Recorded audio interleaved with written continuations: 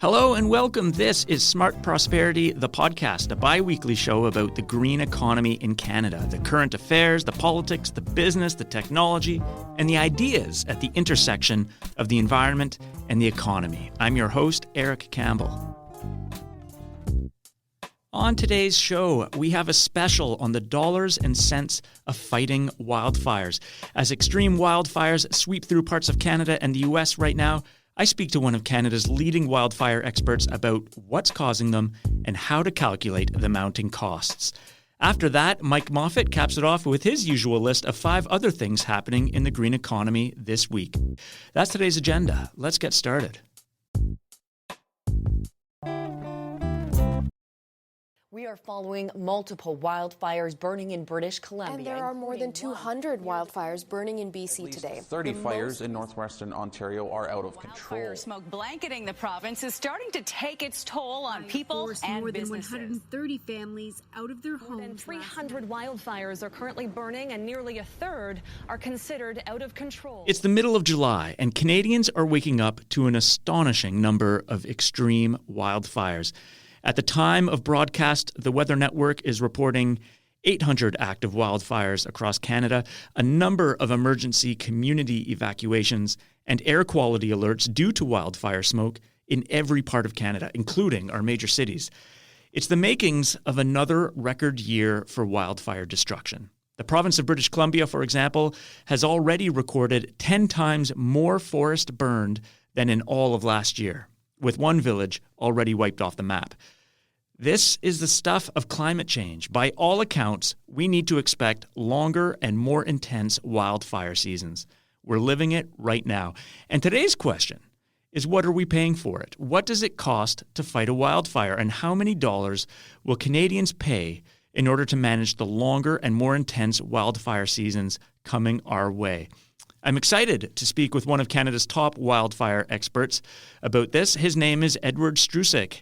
Edward's an award-winning academic, including recipient of the Sir Sandford Fleming Medal for outstanding contributions to the understanding of science. He's also the author of a number of books, including Firestorm: How Wildfire Will Shape Our Future. Edward, thanks for being on the show today. Glad to be on.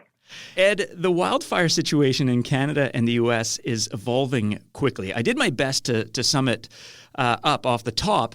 Which specific wildfires or areas are you most concerned about right now? Well, I think we're all focused on British Columbia. They have so many fires now that are active or out of control, and it's still early in the summer. And we see virtually no relief in the Kamloops, Kelowna, southern BC area. So that's the place to watch. And in fact, that's really just the north end of a long series of wildfires that go right down into the United States. Oregon, the bootleg fire there is just, it's almost Fort McMurray-like in its size and nature. I was peering at Natural Resource Canada's wildfire weather map this morning and also showing extreme spots in the north, in Yukon, Northwest Territories, parts of northwestern Ontario. Is the scope of these wildfires unique for this time of year?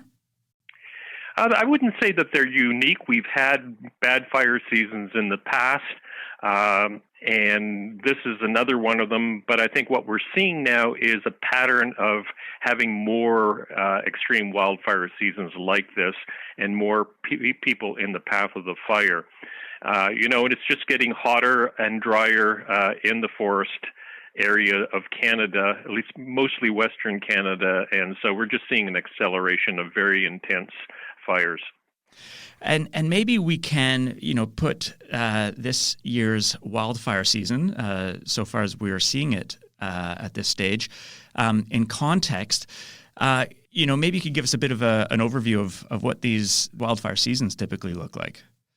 Well, we go right back to 1825 when the biggest fire in North American history was in New Brunswick. The Miramichi fire burned 1.2 million acres and killed as many as 500 people. And since then, we've had this series of fires, Saguenay, Fernie, Baudette, Minnesota, Rainy River area of Ontario, the huge, very deadly porcupine fire in Ontario, followed by Matheson. There was sort of a pattern of fire events that really reflected the fact that we didn't have much in the way of control and management, and not a lot of ability to suppress these fires like we have now. We have, incredible resources to be able to deal with fires like those that we've had in the past. The problem is that it's no longer sufficient. What do we attribute the causes of wildfires to in the past and this year? Well, in the past, the big fires tended to be lightning triggered. And if you really go way back in the past, we had, railroad companies were responsible for a lot of big fires, as they still are today. There's some question as whether or not it was a spark from a railroad locomotive that passed through Linton. We don't know. But, it's a combination of lightning strikes in remote areas. They tend to cause the really big fires. And then there's humans. We know that humans caused the Fort McMurray fire. We don't know who or in what way, but we have a combination of both. And in each case, they do a lot of damage. The one nice thing about lightning-triggered fires is that, they're not all bad. We have a boreal forest that is largely born to burn. Lodgepole pine, for example, can't regenerate unless hot fire opens up the cones and spreads the seeds. So fire can be good and it can be bad. The problem is we're seeing an increasingly number of bad fires. And is what makes a bad fire just that humans are in its path, or what makes a bad fire versus an okay fire? Well, a bad fire, from our perspective, the human's perspective is that one that is endangering property and human lives. But you can also have a fire that's so intense and so hot, it burns right down into the duff and destroys basically all of the nutrients that are required for trees to regenerate. And we're seeing more and more of those kinds of fires where it really creates this a landscape that is not likely to produce a forest. So when it comes to nature, fire can be good, but some of these more intense and longer burning fires can be extremely bad. Now, in terms of the causes of these fires, they say they can be human caused, and some people might be thinking, of arson. But really, I think what you're referring to are, stray cigarette butts, other small sparks that are maybe accidentally caused. Is this a point of concern that actually, the conditions are so dry that small little kind of inadvertent sparks like that can cause wildfires on the scale that we're seeing? They can in many different ways. Fort McMurray was likely caused by a quad, where the muffler, very, very hot, comes in contact with some very dry twigs or grass. We have legislation and controls in place where we can prohibit people from going into the forest with a quad or with, the purpose of, having a campfire or whatever. The problem is that we're not enforcing them as strictly as perhaps we should be doing. The politicians tend to be reluctant to tell people what to do. And I think that's the problem, is that we've just got to start exercising a bit of muscle and making sure that industry and people aren't causing fires. I think 45% of the fires in BC are human caused. And it's amazing that they're already able to ascertain what has been human caused and nature caused. Ed, in your book, back to the history of wildfires in Canada, in your book you note that 2003 was a turning point. Why is that? Well, for a number of reasons. It was not a big fire year. There are not a lot of fires burned on the landscape that year, but there was, for the first time, there were a lot of communities that were in the line of fire. For an example, Crow's Nest Pass in southern Alberta, most of the people spent the summer out, away from their homes because fires burned all summer long. You had the Kelowna and Kamloops fires that forced an evacuation of 45,000 people.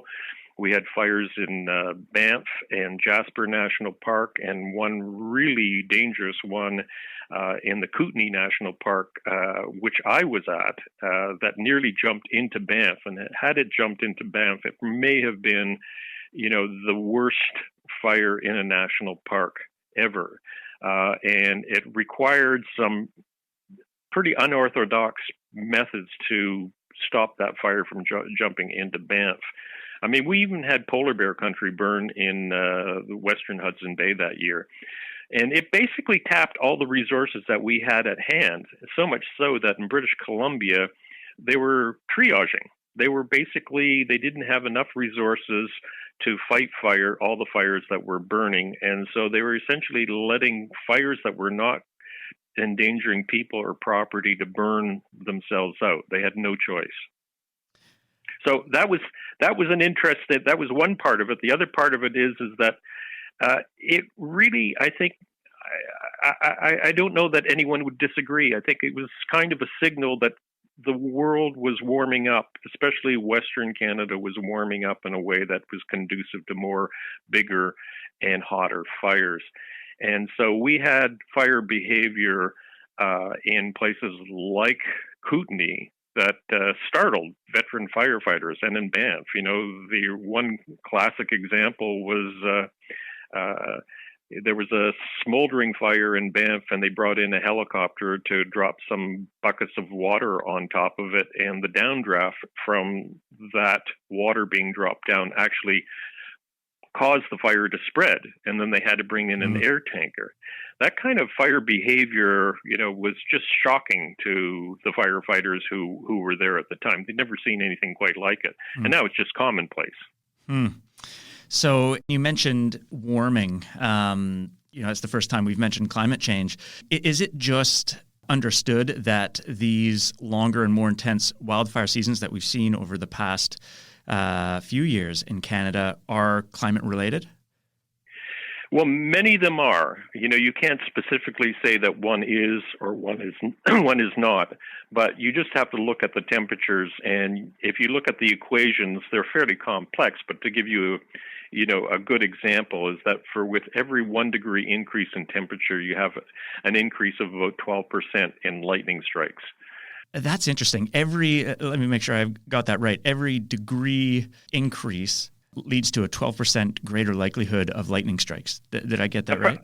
Approximately, yeah. Approximately, yeah. And I don't want to dissect that. I know that's probably a rough average.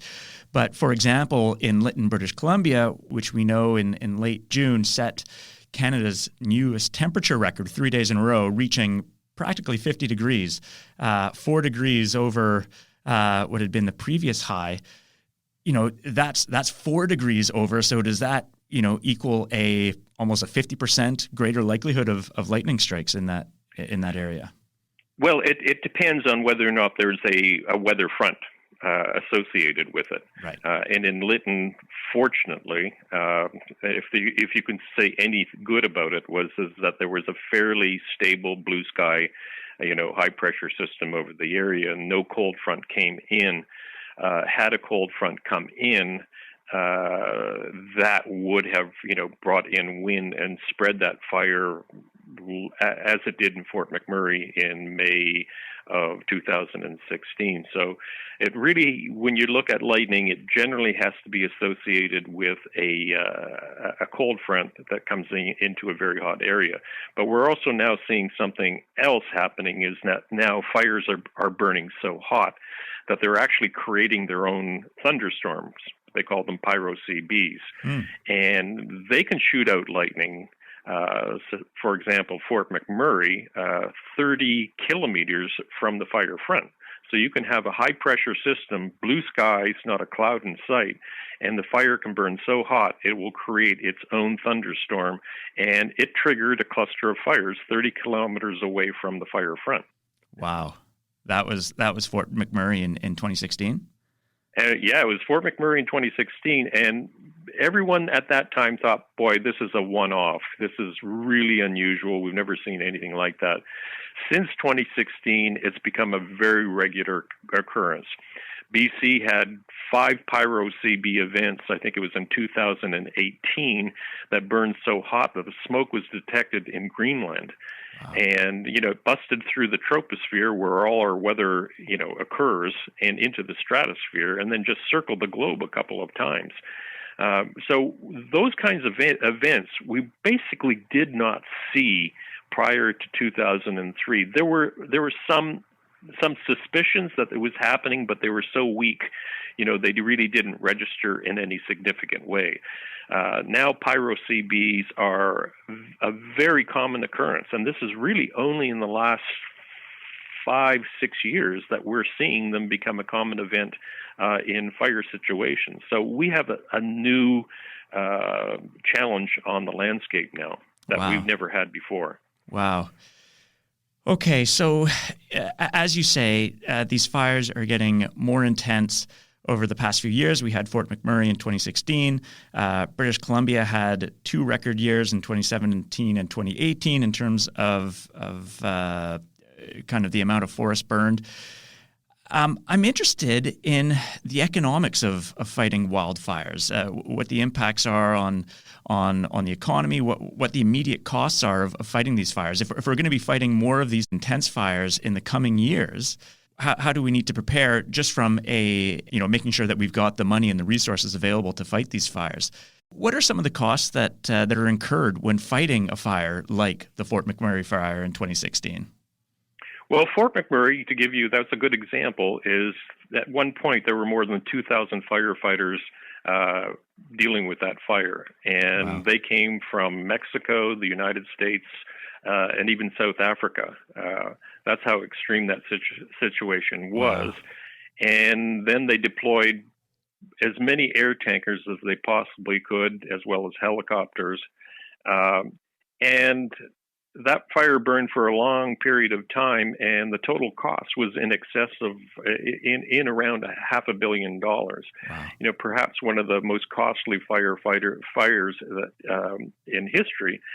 But the overall cost in terms of the amount of damage that was done and how much restoration needed to be invested in totaled over $9 billion. They're still calculating it. It could be $10 billion. And I think it was for the first time, it actually affected the GDP. What fires are also doing now that we really didn't see in the past is that they are potentially going to have an impact on our utilities, because most of our power lines are through forests. Look at northern Quebec, going into New York State. And you only have to look at what happened in California, where PG&E caused a whole bunch of different fires, and they were in brownouts and blackouts rotating all summer long that year, and forced essentially the bankruptcy of one of the biggest utilities in the state. And you also have transportation issues. The Lytton fire actually stopped the railroad companies from passing through. And if you have big fires in the future, highways can be closed, railroad lines can be closed for a time, and it all adds up. I don't think that we've really done a full counting of what the economic impact is of wildfire. Events have overtaken our ability to really, from an academic point of view, to really tally what the total costs are. Hospitalizations rise fairly dramatically during a fire because people with respiratory problems end up in the hospital. They can't breathe. And we're only beginning to register that. So they're unknown costs, but we also know that a big fire like Fort McMurray can be $10 billion. Wow. So that's interesting. And as you say, it sounds like, we haven't really refined those accounting tools yet to be able to authoritatively say, this wildfire cost this much. No, we haven't. Fort McMurray was a good start because it was so big, it was so catastrophic.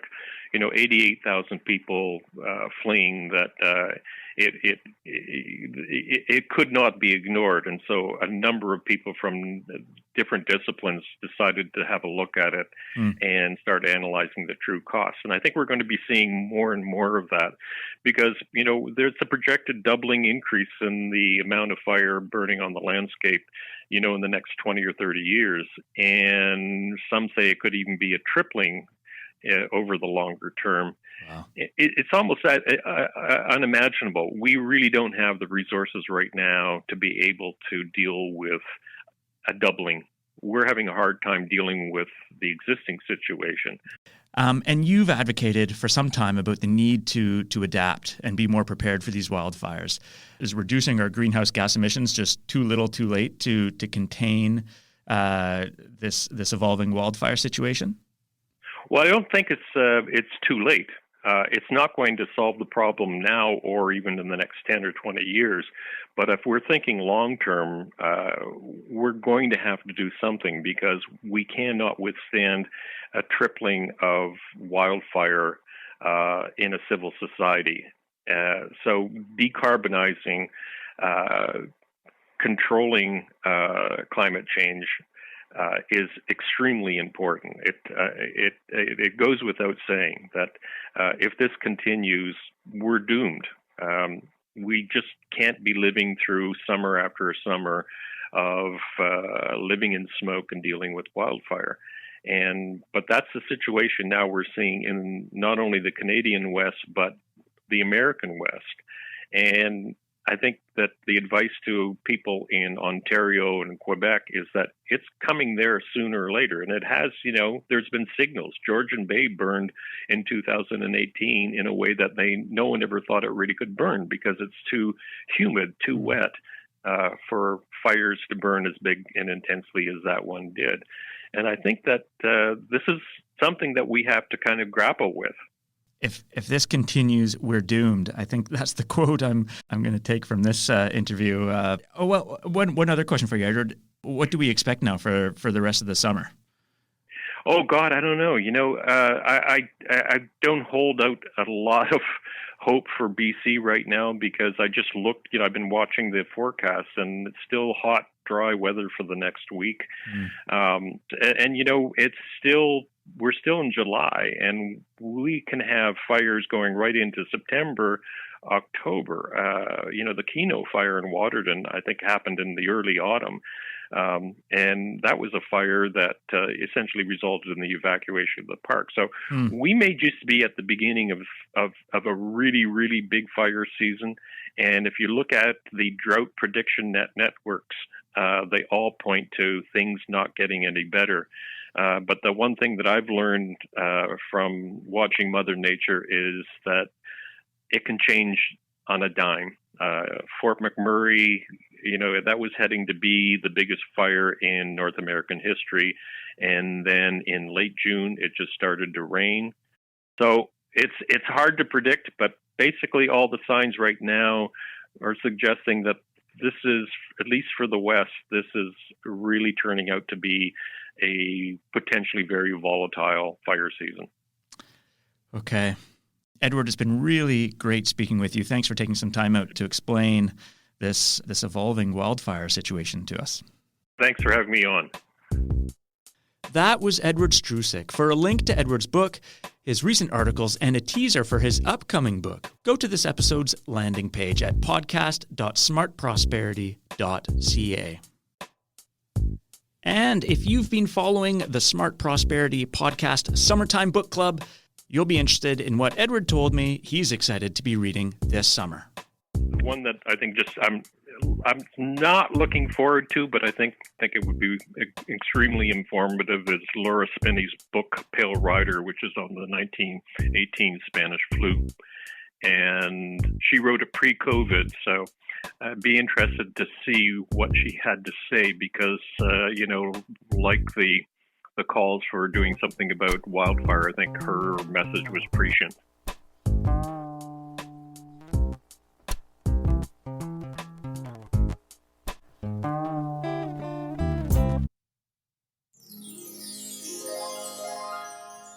Now, there's a lot happening in the green economy, too much for me to cover on my own, and so at the end of every episode, I turn to my colleague Mike Moffat. Mike is a senior director here at Smart Prosperity Institute, and here he is with 5 other things happening in the green economy this week. I'm Mike Moffat, and here are the 5 things I'm watching this week. Number 1, at least 190 people are dead and more than 1,000 missing after extreme flooding hit Western Europe over the weekend. The flooding has also caused over $2 billion in physical damage, including the destruction of entire neighborhoods. The extreme weather event is in line with scientific projections of the impacts of climate change. Number 2, just one day prior to the catastrophic flooding, Europe ratcheted up its climate change ambition with a new target to cut emissions by 55% below 1990 levels over the next 10 years. The new plan expands Europe's carbon price to include air travel and proposes the world's first ever carbon border tax. Number 3, China has officially launched the world's largest carbon pricing system. The system applies a carbon price to more than 2,000 power plants emitting 4 billion tons of greenhouse gases. Experts warn that the price being set will be too low to be effective. At 50 yuan per ton, it's 75% lower than Canada's carbon price and 85% lower than recommended by the International Monetary Fund. Number 4, Israel has announced its plans to extend its tax on plastic bags, which reduce their use by 80% to other single-use plastics. The country is the second biggest per capita consumer of single-use plastics in the world and has joined countries like Canada in committing to reduce plastic pollution. Number 5, Canada's green bond market hit record levels last quarter, with investors buying $4.9 billion worth of bonds for projects like renewable energy and clean technology adoption. While the pandemic has stalled the global green bond market, Canada is on pace to beat its previous record set in 2019. I'm Mike Moffat, and those are the 5 things that I'm watching this week. Thanks, Mike. For a second glance at those stories, Mike has them written out for you at podcast.smartprosperity.ca. Well, that's it for another episode of Smart Prosperity, the podcast. If you liked it, please tell your colleagues and friends. And if you have feedback or questions, I'm always available. My contact info is at podcast.smartprosperity.ca. In the meantime, let me include the usual disclaimer that the views shared on this podcast are not necessarily those of Smart Prosperity Institute. We just like having smart and evidence-based conversations. I'm Eric Campbell. I'm broadcasting from the lands traditionally stewarded by the Algonquin Anishinaabe people. Thanks again for listening. The next episode is out August 4th.